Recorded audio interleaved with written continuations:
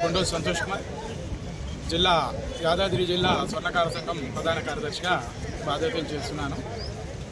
ఈరోజు చేస్తున్నటువంటి మార్వాడి గోబాక్ ఉద్యమంలో ఎందుకు చేస్తున్నామంటే మా స్వర్ణకారులో ఇంకా దయనీయమైన పరిస్థితి. ఈరోజు చేస్తున్నటువంటిది కాదు, మేము వృత్తి చేస్తున్నప్పటి నుంచి వాళ్ళతో పోరాడుతున్నాం. వాళ్ళు పాన్ బ్రోకర్ పేరుతో మొదటగా మన రాష్ట్రంలోకి ఎంట్రీ అయ్యారు.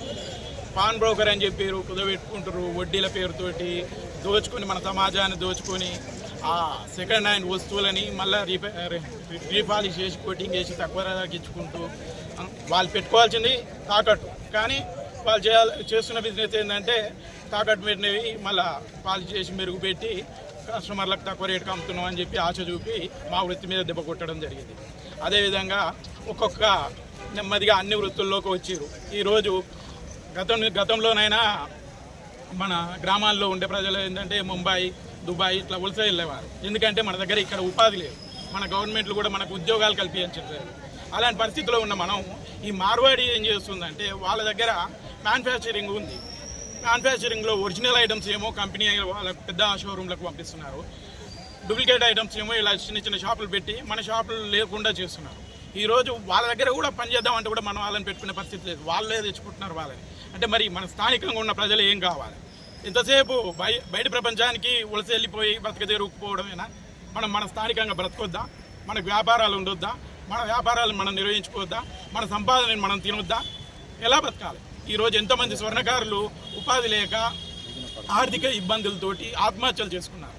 కానీ ఇవన్నీ చెప్పినా కానీ ఇప్పటివరకు ఏ ప్రభుత్వం పట్టించుకోలేదు. ఈరోజు గో బ్యాక్ అనగానే పోలీసు వాళ్ళు వచ్చి మమ్మల్ని ఆపుతున్నారు. ఎందుకు ఆపుతున్నారో అర్థం కావట్లేదు. ఎందుకంటే మేము నిదానంగానే చెప్పుకుంటున్నాం కదా మా పరిస్థితిని. అసలు వాళ్ళ దగ్గర ఎందుకు కొనాలి? ఎందుకు మన వాళ్ళ దగ్గర కొనొద్దు? ఇలాంటి పరిస్థితులు ఏర్పడ్డాయి. మొన్న భువనగిరిలో జరిగినటువంటి సంఘటన, మార్వాడి వాడు 14-18 కోట్ల రూపాయలు వేసుకొని పోయింది. ఎవరు నష్టపోయారు? మన స్థానికులే కదా వాళ్ళ దగ్గర కుదవబెట్టింది. మరి అవన్నీ ఎవరిది సొమ్ము? పోయేదేమో మన ప్రాంతీయుల సొమ్ము, బతికేదేమో వాళ్ళు రాజాలా బతుకుతున్నారు. వాళ్ళు దొంగతనం చేసిన వాళ్ళే. మొన్న సూర్యాపేటలో దొంగతనం చేశారు. జ్యువెలరీ షాప్లో 14 కిలోల బంగారం వెండి తీసుకుని 10 లక్షల రూపాయలు తీసుకొని వెళ్ళారు. వాళ్ళు రాజస్థానీలు వీళ్ళు ఉన్నారు. దొంగతనం చేసిన వాళ్ళే, రాజాగా బతికిన వాళ్ళే. మరి మనం ఏం చేద్దాం? ఈ పరిస్థితిలో ఉన్నాం, దుర్భరమైన పరిస్థితులను ఎదుర్కొంటున్నాం. గ్రామాల్లో సగం మంది జనాభా ఉంటారు. అక్కడ చిన్న షాప్ పెట్టుకొని మేము బతాం, గ్రామాన్ని పట్టుకొని. అక్కడ కూడా వచ్చి వీళ్ళు మార్వాడి వాళ్ళ షాపులు విస్తరిస్తున్నారు. సరే, మా పని వదిలేసి ఇంకో పనిలోకి పోదామంటే ఆ పనిలో కూడా వాడే ఉండే. ఇక మేము ఏం పని చేసుకొని బతకాలి? స్థానికంగా ఉన్న గ్రామాల ప్రజలే కానీ, తెలంగాణ ప్రజలే కానీ వాళ్ళే అన్ని షాపులలో ఉంటే, వాళ్ళే అన్ని వ్యాపారాలు చేస్తే మరి మనం ఉండి ఎందుకు? మనం కొనేవాళ్ళమా? అంతగానో మన దగ్గర పైసలు ఉన్నాయా?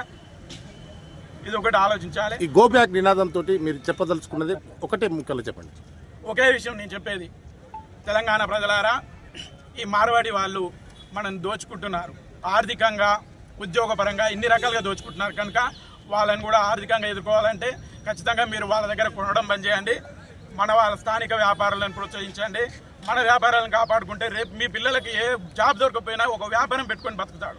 లేదు, ఇదే విధంగా మీరు ఈ రాజస్థానీలను, ఈ మార్వాడీలను ప్రోత్సహించుకుంటూ పోతే మన పిల్లలకు భవిష్యత్తు ఉండదు.